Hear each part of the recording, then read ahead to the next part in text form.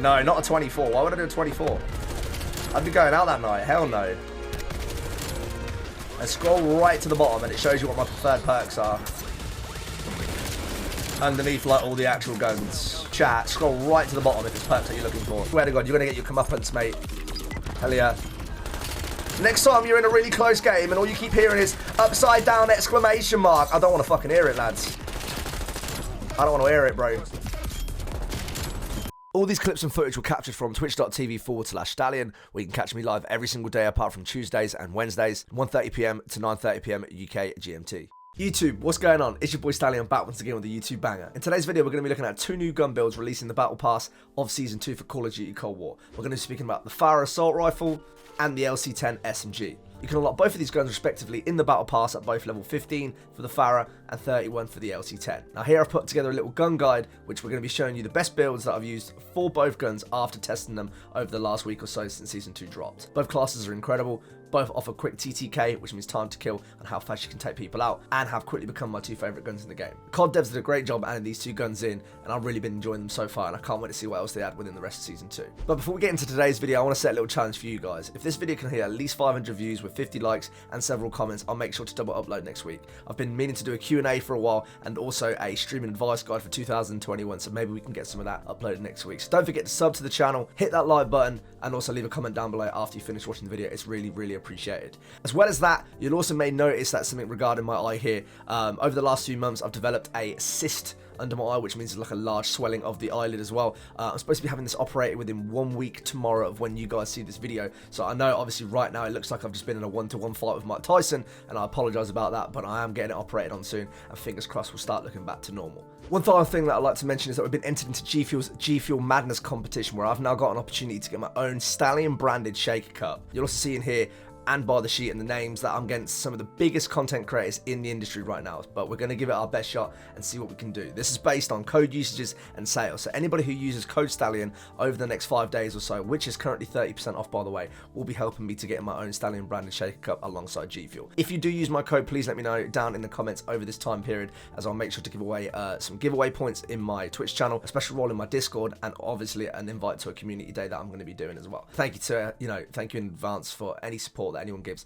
It's really, really appreciated. With everything said and done, let's roll into today's video. Rolling straight into the gun guides, you'll see here that we use the same secondary and pretty much the same tactical, lethal, field upgrade and perk system that we do on one gun as we do to the other. And this is pretty much standard for everything that I run. If you're someone who's like me, very aggressive, always pushing on people in multiplayer, you'll love this loadout. So I'm running the DMRTs, and obviously they have the dual wield stock on them, and then obviously you can run whatever you like. We won't go too much into what it is that we're using. I think stim shots are very important. You'll want to go with C4s as well to throw over walls. C4s are great and can pretty much wipe people out almost in one go as well. And then obviously you can use field mic or go with trophy system depending on how you're playing, whether it's for objective or whether it's to hold a certain area with a field mic. I like to go with perk greed. I don't recommend any more than 5 attachments on your gun anyway, unless the gun really needs it for weaker guns like the MP5 and such. So perk greed works perfectly, and I always recommend flat jacket tap mask with assassin, and you can go with scavenger if you like, or if you don't want to have scavenger you can put tracker on as well. And then finally I recommend for the perk 3 you can go with either gung ho and ninja, or you could put ghost in there for one of the other, depending on what it is that you want to do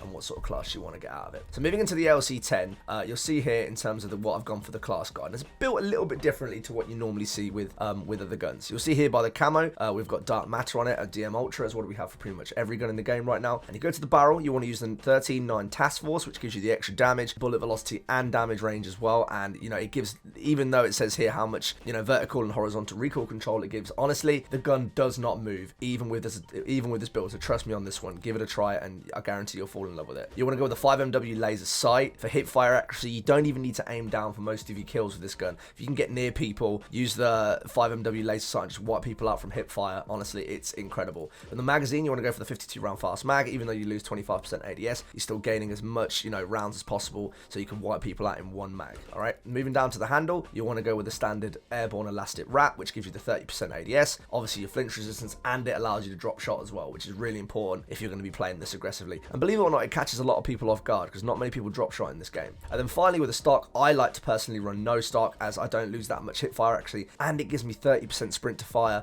time, which is it makes it really quick from the time of when I'm sprinting to when I see somebody in front of me and can just hip fire 30% quicker, which is a big deal on such an aggressive class. Now moving on from this, you'll see here a little introduction on what the gun looks like in terms of its recoil and its hip fire patterns. So now that we're in the game screen, you can see here with the LC10 SMG, I'm going to show you what the hipfire patterns look like and what the gun looks like once it's aimed down sight as well. So obviously hip firing with a gun from a close range, moving side to side. Gun is extremely accurate, pretty much goes exactly where you want it to be. So for a hip fire gun, the gun works out great. You know, obviously moving a little bit further away as well, an ADS and down sight. Gun holds itself really clean as well, considering the gun doesn't have an underbarrel on it as well. The recoil pattern holds really nicely, and that's with a task force barrel. If you're on controller and you find that with this build that you can't hold it, feel free to put an underbarrel and maybe swap out something else for it. However, if you can control your recoil, it does work perfectly. Okay, next up we're going to move on to the Fara. All right, now that you've seen that, we're moving on to the Fara class, which we can see here pretty much attachments wise is basically exactly the same as what I mentioned before in terms of its secondaries, tacticals, lethals, field upgrades, etc. And in terms of the perks of what I use for the gun, I like to use the Microflex LED. It makes the gun feel really good and also hit my shots from medium to long range as well. For the muzzle, I'm using the KGB Eliminator, which gives me the vertical recoil control that I need, and the muzzle flash concealment as well. For barrel, I'm going with the 19.5 Liberator, which gives me the 100% bullet velocity. I tried the Spetsnaz RPK, but for the amount of recoil that you gain for it with a gun like this and only 3% extra damage, I didn't think it was worth it. So the Liberator does just fine. You can run an underbarrel with it if you like, if you really want to go with that barrel, but it's up to you. I recommend to go with this class as I've tested both, and this was what I found was better for me. The magazine I'm using the VDV 50 round fast mag, again gives you the maximum rounds you can get, obviously with a slight compensation of ADS time, but you're going to be holding down with this gun anyway, so it's not really that much of a problem. Alright, and then finally with the stock, I'm going with the KGB skeletal stock, which, you know, reduces your hip fire accuracy, which you're not really going to be doing this gun anyway, to give you 30% sprint to fire speed and 40% aim walk-in movement speed, which allows you to strafe between your shots as you're trying to shoot and take out different people. And again, I'm going to show you guys a example of what the gun looks like in terms of hip fire and its recoil patterns as well. Now we're back in the same position with the Fara. I'm going to show you here what the hip fire is like, as well as the ADS recoil patterns with the gun. So obviously up from the same distance. Hip fire wise, bullets are pretty spread, but actually quite accurate as well. So if you do really need to hit fire with this build, you can do so, as it will hold pretty steady. Moving further down the line, if you're going to ADS at somebody, the gun literally almost does not move. Once again, that's probably the patterns that you're looking at. Once again, if you need another representation, really easy to hold the recoil here because of the barrel that we're using, not needing to use an underbarrel and going with other stats like sprint to fire speed instead. If you find that you're on controller once again, or you have the inability of being able to hold the recoil, or it's just not doing it for you, feel free to try an underbarrel and just see how that goes for you as well. But these are the builds that I like, and these are the ones that I've gone with.